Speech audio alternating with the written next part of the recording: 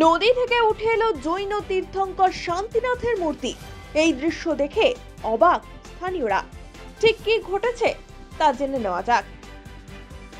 বহু মূল্যের প্রাচীন মূর্তি উদ্ধার হলো খাতড়ার বৈদ্যনাথপুর গ্রাম পঞ্চায়েত এলাকার জগন্নাথপুর গ্রাম সংলগ্ন শিলাবতী নদী থেকে।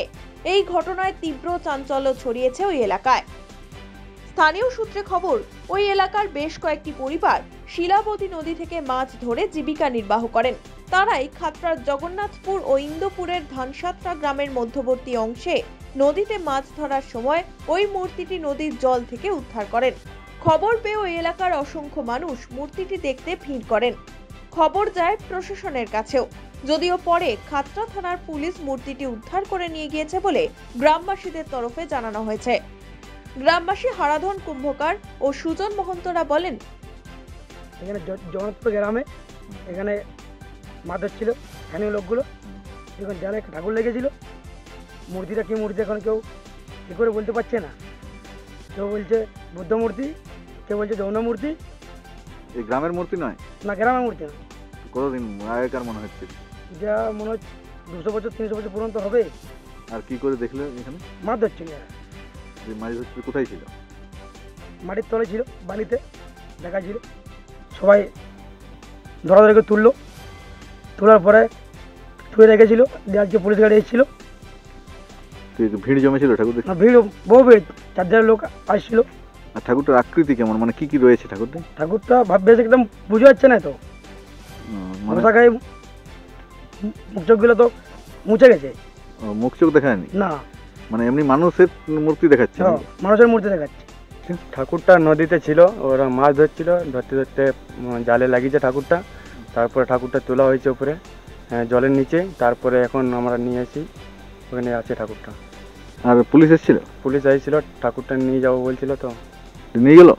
নিয়ে গেছে হয়তো, ঠাকুরটা নিয়ে গেছে। হ্যাঁ।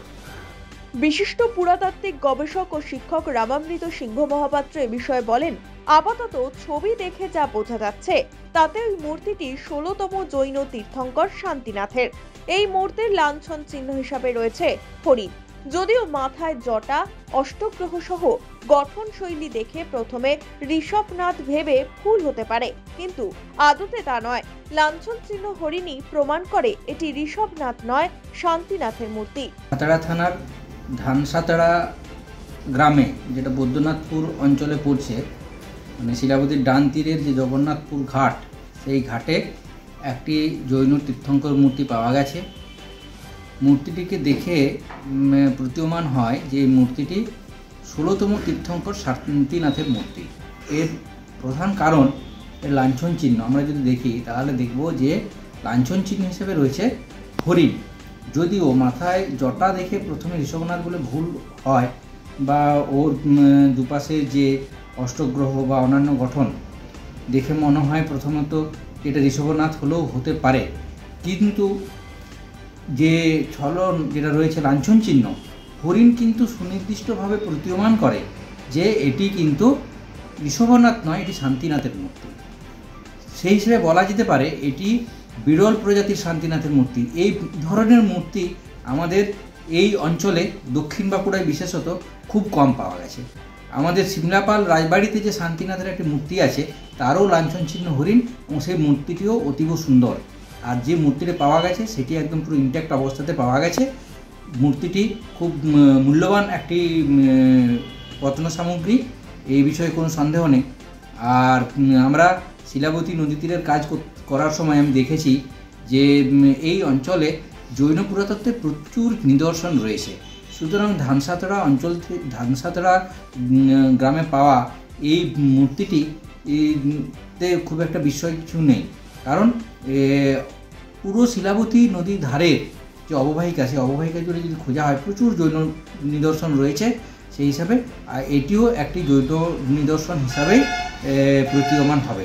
এই স্থলটিও যদি এখানে খনন করা হয় তাহলে আমার মনে হয় আরও জৈন ধর্মের আরও অনেক নিদর্শন এই অঞ্চলে হয়তো পাওয়া যেতে পারে। খাতড়ার মহকুমা শাসক ডক্টর শুভম মৌর্য টেলিফোনের মাধ্যমে ওয়ান ইন্ডিয়া বাংলাকে এ প্রসঙ্গে বলেন, ওই মূর্তিটি খাতড়া থানার পুলিশ উদ্ধার করেছে। নিয়ম মেনে আপাতত মহকুমা শাসকের মহাফেজখানায় ওই মূর্তিটি রাখা হয়েছে। এরপর ঊর্ধ্বতন কর্তৃপক্ষের সঙ্গে এ বিষয়ে আলোচনা করে পরবর্তী পদক্ষেপ নেওয়া হবে। যদি উদ্ধার হওয়া এই মূর্তি 16তম তীর্থঙ্কর শান্তিনাথের হয়, তাহলে এই মূর্তি থেকে ঐতিহাসিকরা নতুন কোনো তথ্য পেতে পারেন বলে মনে করছে ওয়াকিবহাল মহল। Bureau report, one India Bangla.